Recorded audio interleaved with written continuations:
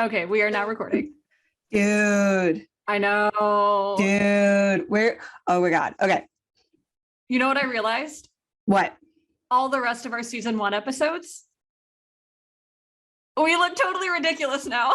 No, we don't. We recorded them before. See, our dedicated listeners are going to listen to this episode of Catch the Fuck Up.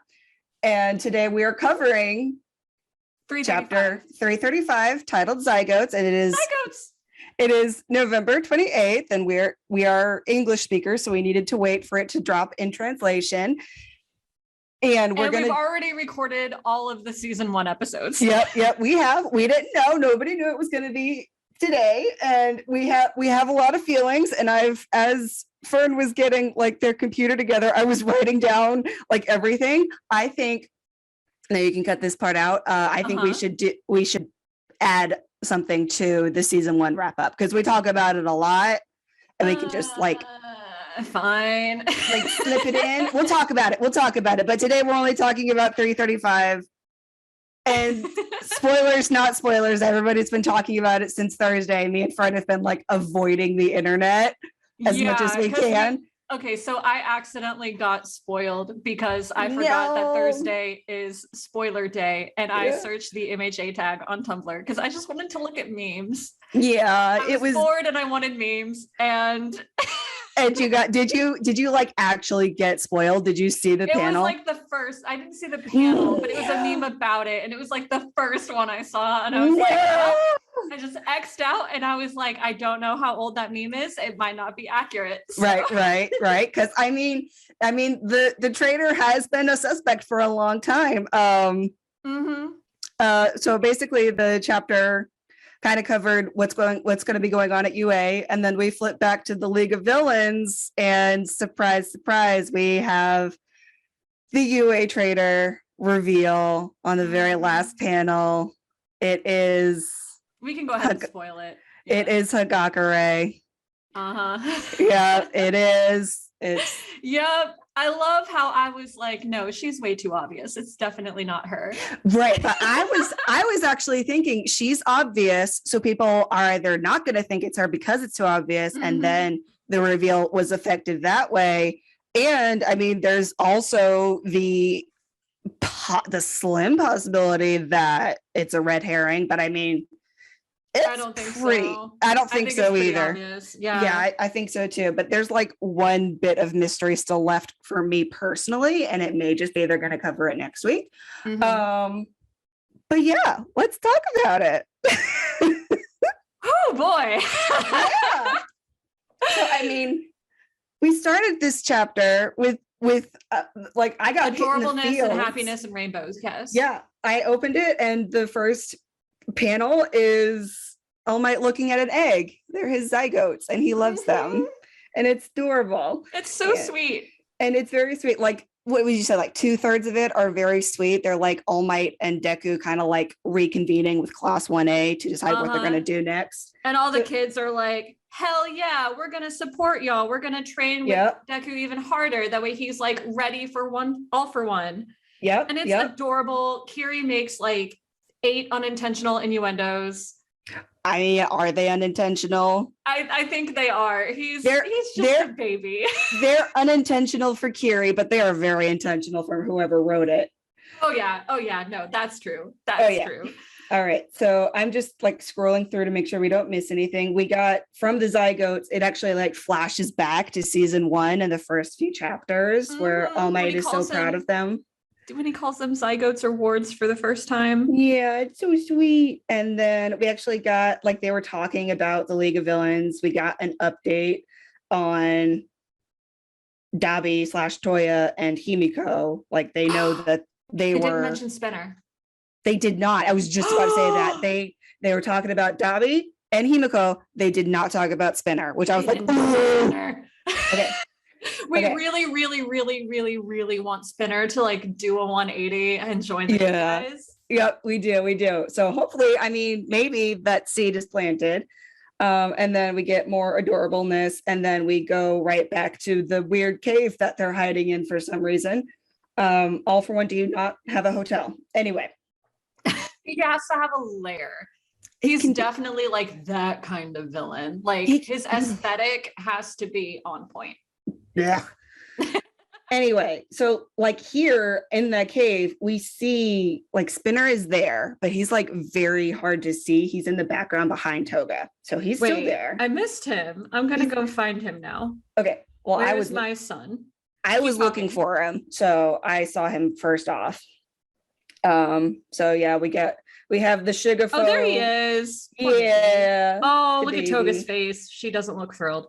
Yeah, she's like out of it. She's like, oh God, I don't know what to do. I'm really hoping she pulls a 180 too. Me too. That would be so sweet. And but we all know that.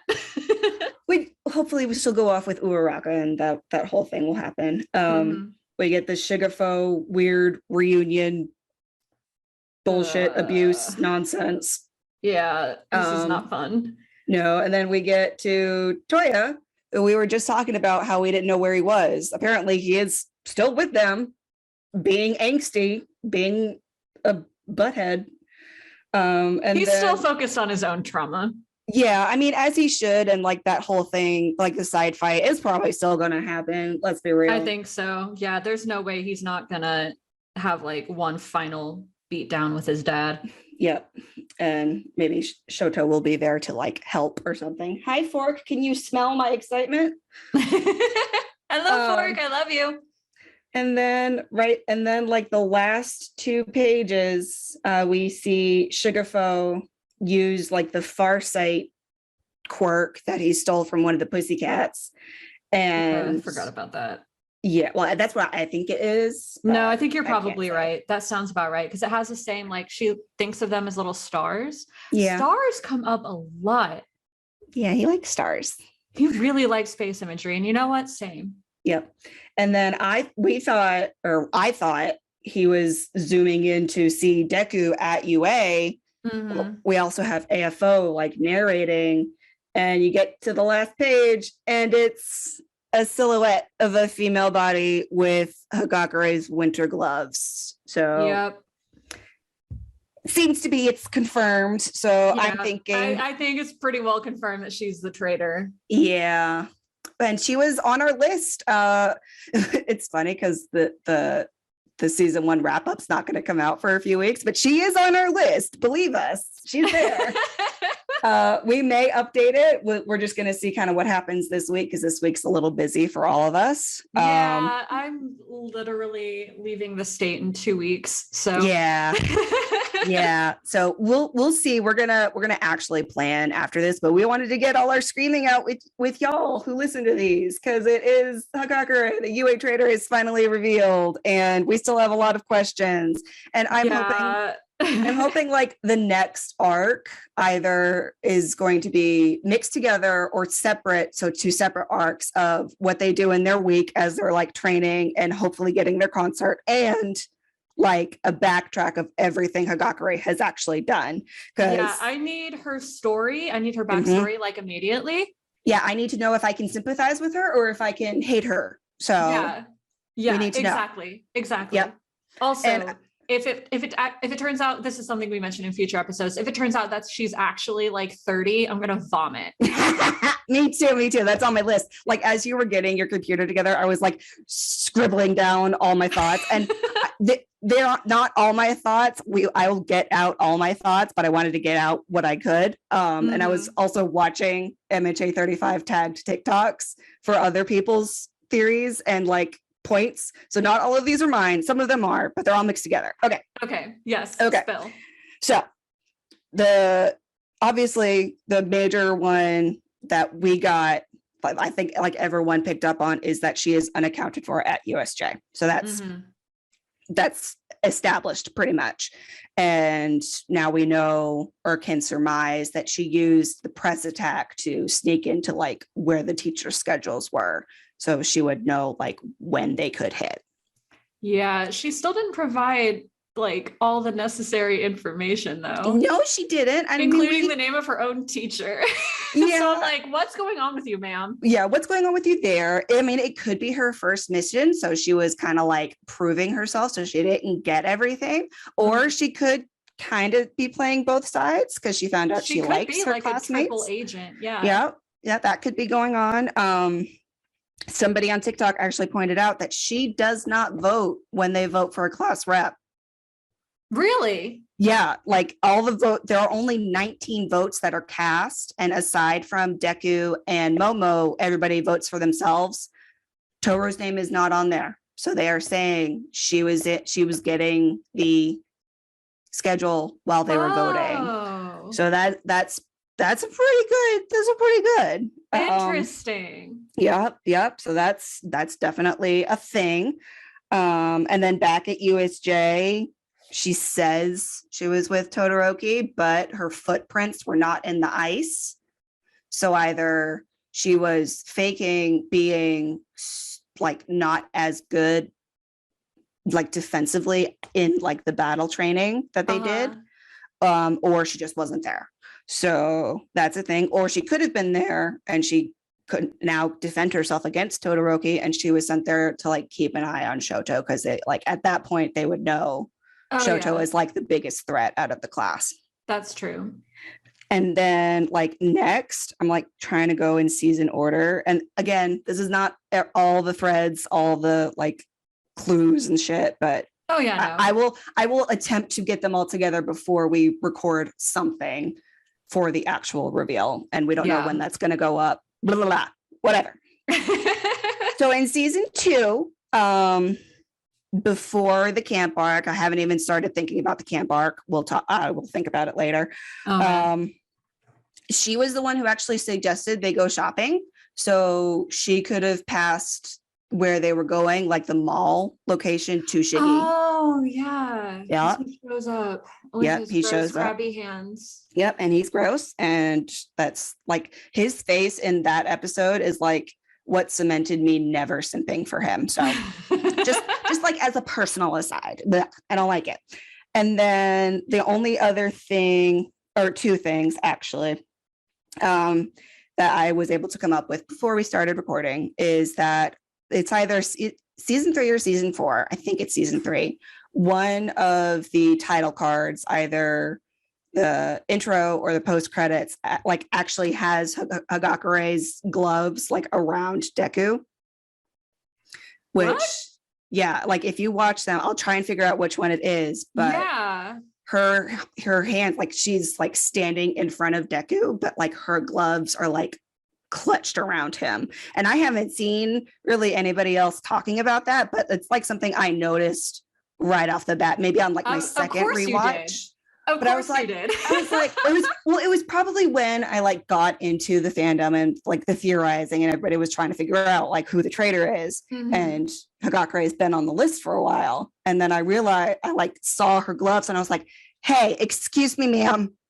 No, ma'am. So we'll see if that ties together. And then the only other thing that I thought of before I'm going to calm down and put all my thoughts together is that she could have been like at the bar literally every time we were shown the bar. That's true, because she's fucking invisible. How the fuck would she could have been there every single fucking time they were there. So there's that. So yeah, that's all the like main points. And then I just have angry squealing about stuff to come. So did you have anything else to add? I think you pretty much covered it. I was just like, well, fuck. Oh, I do have one thing to say. Everyone who was putting dirt on Denki and Kiri's name owes me a formal written apology. You can send that to our email address. Thank you very much. Yeah, you really do. That we need that. We need it in handwriting. We need your full signature. We need a date. We need it notarized. We demand apologies. Bitch. Okay. So that kind of does lead into my like what's coming next section that we kind of always do on these episodes. So like I said, I think they're going to at some point do like what 1A is doing, like to prepare for the final fight and hopefully the contest in one arc, and then the other arc before the final like battle starts is going to be like what Hagakure is even doing, like what is going on. Yeah, it'll be interesting if those two are like mashed together into one. Yeah, I would like that, but I understand if they want to do it in like 2 like consecutive arcs instead of shuffled. Like little mini arcs. Yeah, yeah. So it'll be interesting to see which way they go. I will be satisfied either way. I just need it. I did have some comments about like what we're going to see. And I have one note that's in all caps. Mhm. Kind of obviously, Aoyama was not in that chapter either. Yeah, I'm wondering about that too, because he was like, like, guess where I was? It's a secret. So like, Yeah. has So- he suspected Hagakure this whole time and he's like following her? I don't know.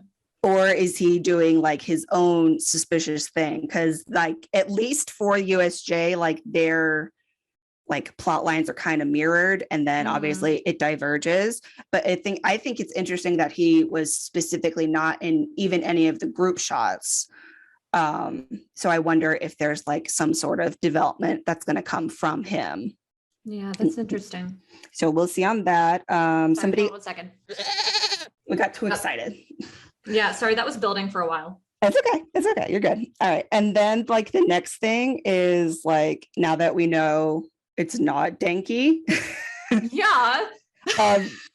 it still does not explain why he's using the Liberation Army's like L forehead thing. I think that panel. I don't think that was anything at all. I really don't. Well, I think that's just like a hand symbol that people do. I think so too. And I think a lot of people like use it not knowing what the symbol is actually for. Well, either that or it's just like I'm making a point right now, so I'm like putting my thumb towards my forehead. It could mean like absolutely nothing. Yeah, or it could be like the L for Liberation Army. I don't know about that. Okay, well, basically there's a lot of rumors about how he is connected to the Liberation Army, if at all. He's definitely not. Well, I'm thinking he could be like, this hill. Yes, I would like to die on this hill. I'm kind of in the camp of he's like been around people who are in the army, and maybe they've been like trying to like very gently pull him in. Like, how sometimes indoctrination can be really gentle from the start. He could have picked it up from that, or his parents could be in the Liberation Army, and so the hand signal is just something they do in their house, and he does not know. My thing is that like when that guy, what is his name, Redestro, makes that symbol, they're not the Liberation Army at that point. Like they're not using that name yet, aren't they? I thought they were. I thought they weren't. Well, I thought it was something with an L. We'll come back to y'all with that. I'm Googling this really quick. We're going to Google it. So yeah. Let me just Google Redestro and see what comes up. Well, basically, like the point is they make the same hand gesture regardless of what it actually means. So that's why people are putting Denki, at least with the Liberation Camp. But I don't think that that even ever equaled him being the UA traitor, because the LOV and the Liberation Army don't join together that early. Like they join together, a year later after the traitor has even been active. So let's see. It's Meta Liberation Army. I don't know. Yeah. Meta Liberation Army. And then when the League joins, they change it to Paranormal Liberation Army, which is questionable, but I'm not the writer. So the L is still there. Yeah, but also so I think that's what it's for. That's only when it's spelled in English too, though. True. Okay. Well, hopefully we will get answers on that one as well. And then, as Fern mentioned, if Hagakure turns out to like not be a teenage spy and she's actually like an adult, hanging out with teenagers constantly, we feel real fucking bad for Ojiro, because they are kind of like almost confirmed to be kind of together. They're close at the very least. They interact a lot. Let's put it that way. Yeah, and I feel really bad because if she's an adult, but also she could have been trying to like get him like on their side or to be sympathetic with them because he is a heteromorph, maybe. So there's all of that. I just feel really bad for Ojiro, and I hope there's like a satisfying conclusion to whatever's going on with them. Oh god, and again, poor Ojiro. And again, we don't know her age. We also kind of don't know her full quirk now that it's been confirmed that she's hiding a bunch of stuff. Like invisibility can be performed in a lot of different ways. And this also made me think back to if her family is actually related to the flashlight baby, because she can actually manipulate light. Yeah, that's the whole thing, right? Because at some point she figures out how to do like prisms and lasers and stuff. Yeah, exactly. So maybe like she's part of one of the oldest families who's been who's like been split down the middle between how to be a hero or how to be a villain, and even long before that, where everything was like shitty. So she could have a long family history. I just really fucking want the flashlight baby to come into this. Oh, I mean, I do too. And maybe that's what it's for. But I mean, that's all I had for now. I'm going to have a lot more to say once I become like less overstimulated, because I'm like vibrating. Like, even though we don't have really much of any information, the fact that we finally got the reveal after all this time and after talking about it, even on the podcast for like 3 months now. For real though, for real. Finally, we get a nice reveal, and I'm just shaking, and I'm going to write so many thoughts down, and listeners are going to get those thoughts in some way or form, but we're not going to promise. Just going to explode. Yeah, we're not going to promise when, because this month is a little crazy for all of us, but just know I will tweet and Instagram that, yes, we know the season 1 wrap up on the UA Trader is now out of date. Anyway. Yeah, we're gonna still doesn't. Yeah, she still don't know. We're gonna see if she wants to be included in that.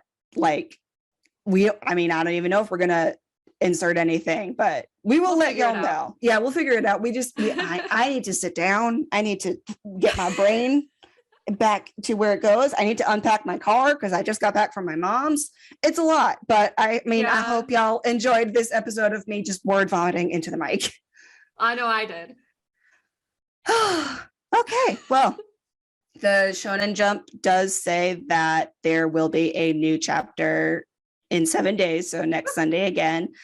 It's going to be a little tricky for me because I will be traveling that day, but I'm going to like have my mic where I end up on Sunday. Like I'm flying. Well, we can also do it on our phones if we need to. Yeah. Like we're going to try to get you an episode like as soon as we can, but I can't promise when at this point. It may have to be Monday just because I don't know what travel is going to look like. So yeah. Sorry in advance, but we are going to talk about it. We're going to have more feelings.